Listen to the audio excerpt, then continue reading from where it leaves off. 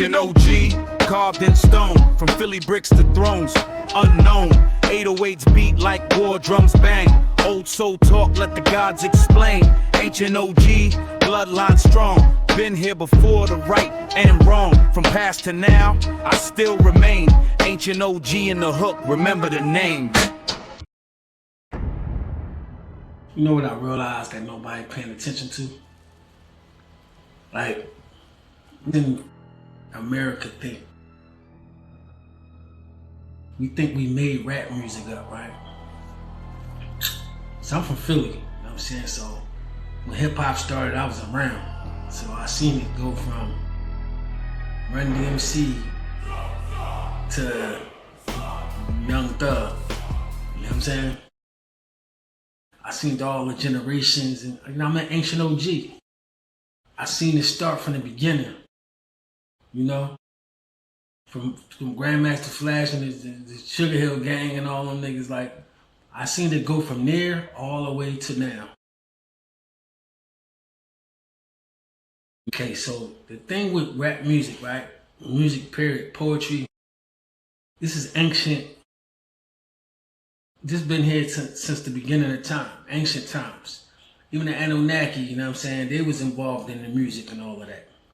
You know what I'm saying? You notice that the Quran, you're supposed to say it in a rhythmic tone. Like the Al-Fatiha, stuff like that. Alhamdulillahi Rabbil Alamin, Ar-Rahman Ar-Rahim.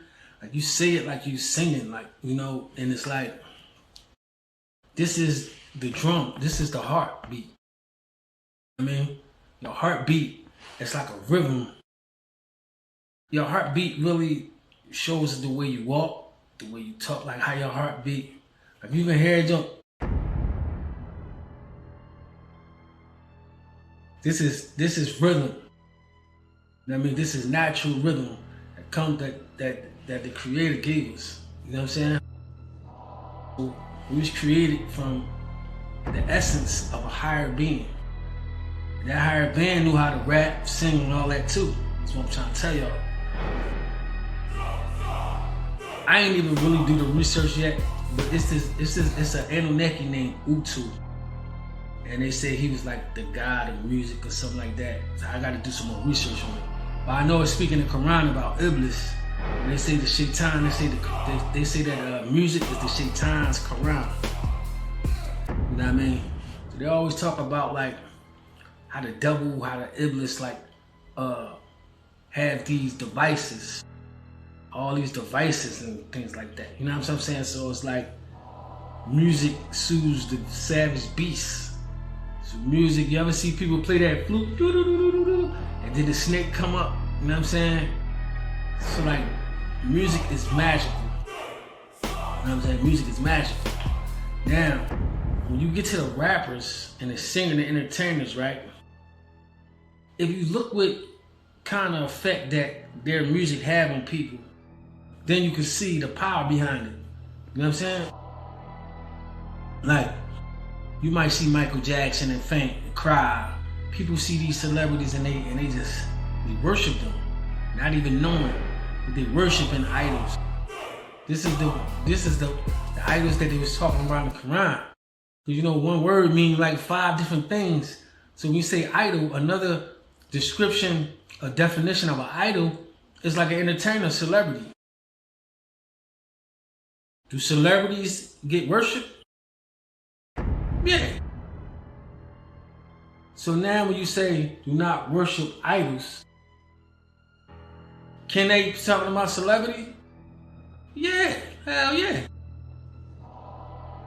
So that's what the focus is on. You know, the celebrities is the ones that we ain't supposed to be worshiping. They the idols. You know what I'm saying?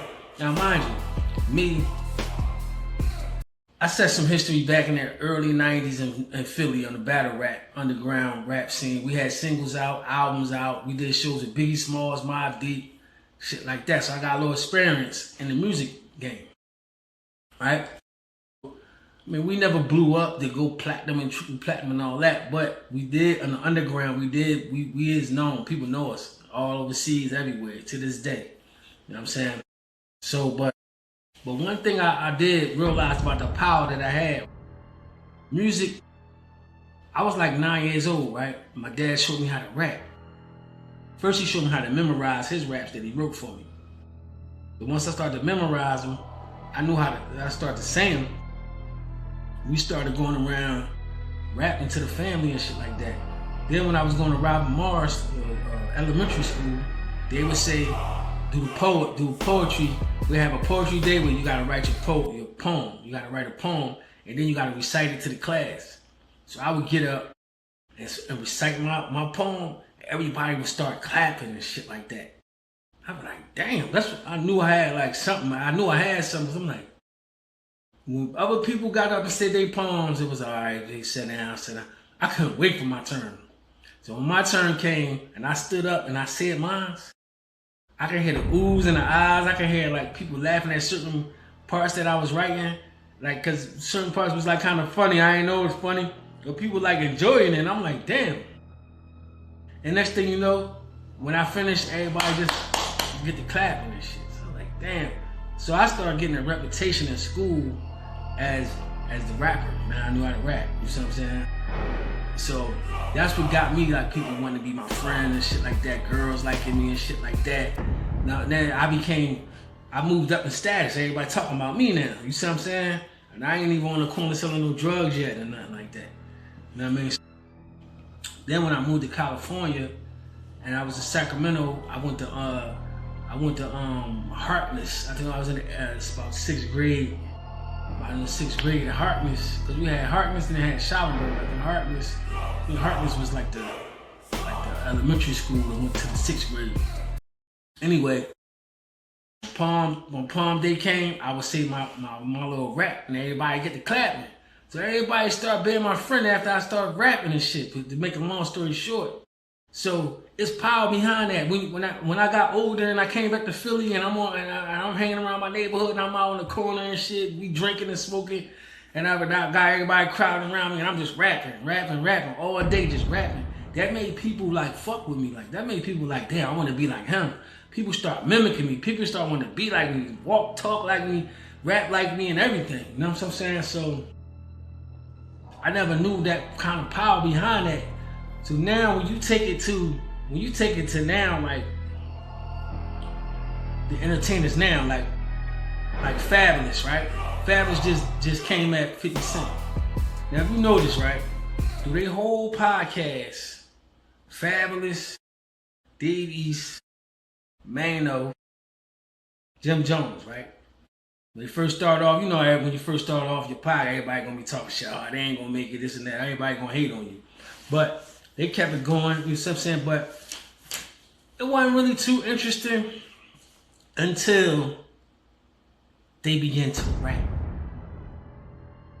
When 50 called them squatters and they started rapping, I seen Mano, he started off, and I'm listening like, hold up, that's 50 Cent beat. He ain't really like killing or destroying it, because you don't expect Mano to be a vicious bar boy. But how he rapped in his history, that was a hot verse for him. You know what I'm saying? I'm like, damn, that shit fire. I'm like, damn, what the fuck going on? Then next thing you know, his part go off.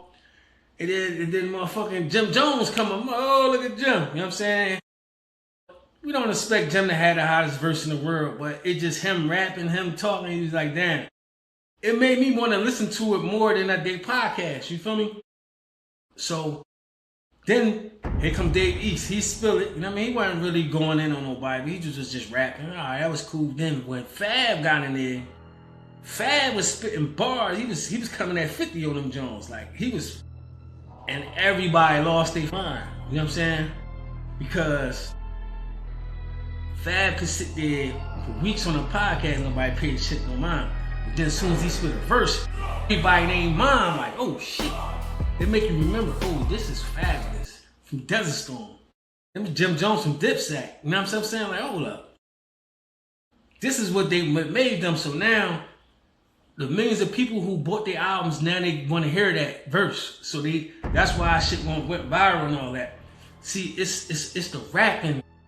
It's the rap. It's the way they rap. The poetry got everybody's attention. It's the poetry, man. when you write those bars, this is magic happening. This shit made 50 probably like, oh shit, he gotta rap back. I mean, you can do all the internet tactics, but you gotta rap back.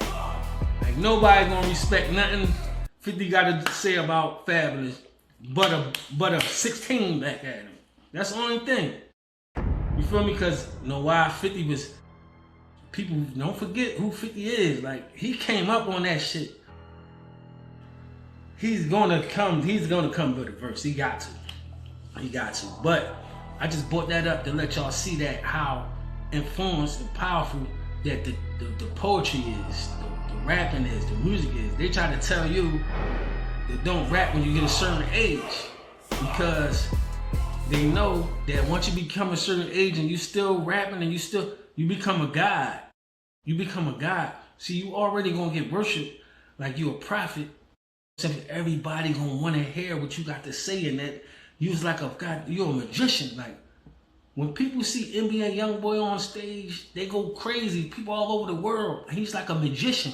He gets on stage and he rap these words and with these beats mixed to it, and makes everybody in the days for 2-3 minutes till the song over. Everybody like this. All the women want to give him their ass. They don't care if he got 30 baby moms, 50 baby. The more baby moms, the more attractive this nigga is to them, because this is how prophets was praised and looked at, man. Solomon had thousands of wives. You know what I'm saying? This is how the prophets was moving. This what made them powerful. The words that they were saying out their mouth. Them dudes weren't just walking around. They was giving out speeches. The Prophet Muhammad, he was giving speeches. Solomon was giving speeches. Abraham was giving speeches. All these prophets was giving speeches to people. Their speeches it's like a rap song. The way they did lyrics, the way they, you know what I'm saying? People wanted to follow that. You know what I'm saying? So this is why, like, when rappers get a certain age, you know what I'm saying, they get targeted, and because they can't be too powerful. Like R. Kelly, if R. Kelly would have never caught that case, he would have been the R&B god right now. He would be God right now. Like the man, if Michael Jackson wouldn't have never had his little back and forth with these record labels and shit, and he challenging the powers that be, he would be a god right now. Like he would own everybody catalogs. Like he would be the god right now. You know what I'm saying? So they get Bill Cosby. He would be the god of sitcom. Like he was the best positive father for black people in America. You know what I'm saying? They know a way whereas though, you know what, I'm gonna destroy this shit. You know what I'm saying? They would destroy that. You know what I'm saying? You know, because they don't want them to become a god. You know what I'm saying? So what I'm trying to say is, how could you become a god if you don't know what it is? You know what I'm saying? If you show me something, I could say, I could do that, I could be that. Show me this, I could be that. Well, what is it? Who is God? What is the God? I don't know what God is. It ain't you. It's out of you somewhere and it ain't you. That's all you gotta know. You know what I'm saying? But some people like, damn. You'll be searching for something, identity you never know. But when you say, damn, that's a God in me, I'm gonna be more powerful. I'm gonna rise to this because I know once I get to my puberty, once you hit 40, it's like puberty in prophethood and God languages. You know what I'm saying? Like this, we're still young. You know what I'm saying? They say, oh no, when you turn 40, you turn 30, it's over for you. No rap no more. Why? Because now I got more shit to talk about. I can rap about how the fucking word really is instead of you hearing what I had to say when I was 15, 16, but I didn't understand things. I was frustrated, mad. But now when I'm hitting my 20s and 30s, I see why I was mad and I see what's really going on. And you don't want to hear about that shit though. You don't want to hear about that. You just want to hear when the motherfucker's young and dumb. You know what I'm saying? Fear of becoming a god. You know what I'm saying? I believe anything about being black and trying to be a god, you know what I'm saying? So, you know, you want to automatically be a target. You know what I'm saying?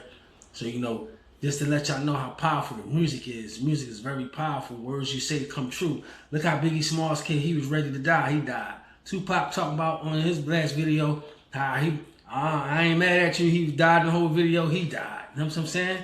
All them niggas talking about killing and shit, they died. Jay-Z, Nas, they was talking about getting money. They was talking about overcoming the struggles and shit. That's what they did to this day. They rich as a It's still here. So words and poetry, that shit means something. You can really write your life into existence and keep chanting it. When you rapping over and over, it's like you chanting something over and over again. That's how you make that shit happen. You feel me? So you want to rap about things that you want to happen to you. You don't want to rap about things that you don't want to happen to you. You want to rap about things that you want to happen. Like, I mean, you know, whatever it is, you know what I'm saying? That's because eventually it's going to, if you keep chanting and singing it and shit, that shit going to happen. So be careful what y'all put out there because that shit will happen. I seen it with my own eyes. I'm a victim of this shit. You feel me? Cause I looked at, it's a hadith in the Quran, right? Where it talk about, right, how when you die, your deeds still gonna keep going, right? So when you die and your deeds keep going, your bad deeds and your good deeds. So if you die, right, everything you taught people that was bad, that was fucked up, you getting all their deeds. So you in your grave collecting all these bad deeds for all the bullshit you taught people. So when you rapping, you got your music out there, people listen to that shit, robbing banks. I swear to God, niggas put up on me and say, yo, man, I was listening to your music. Man, I rob a bank, listen to that shit. Like, niggas be telling me shit like that. It's like, yo, it's not my chaos involved in this music. It give you energy. It give you evil energy. You know what I mean? So, but when you talk about good stuff and you teaching people how to do good shit, you get all those good deeds. When you die, you get all the good deeds. Until the day of judgment, you collecting deeds to the day of judgment. Even if you die, you still collecting good and bad deeds. So that's what, you know, when I start learning more and more, I slowly start backing away from the gangster, the G-Massacre.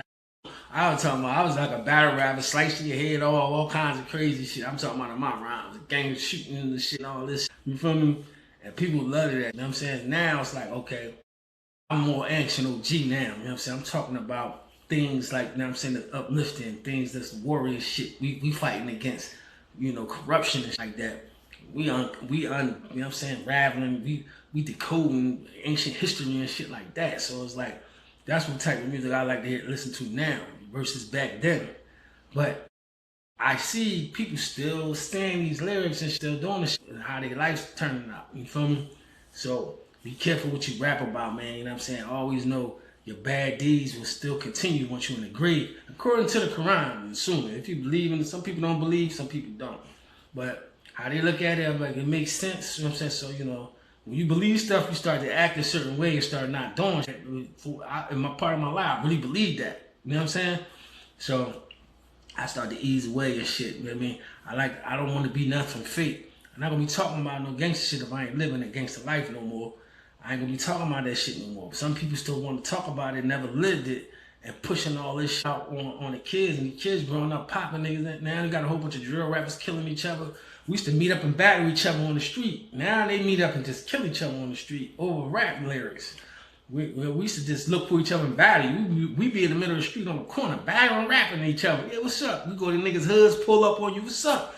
And then we get to battling. But now it's like, it's different now. They niggas trying to kill you over. You say one thing wrong about them on your song, they trying to kill you, bro.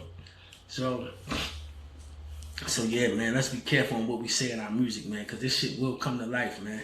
It's magical. The words is magical, man. You know what I'm saying? The tongue will get you to the hellfire of paradise, man. You know what I mean?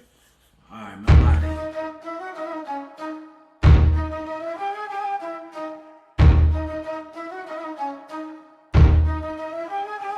Ancient OG, carved in stone, from Philly bricks to thrones, unknown. 808s beat like war drums bang. Old soul talk, let the gods explain. Ancient OG, bloodline strong. Been here before the right and wrong. From past to now, I still remain.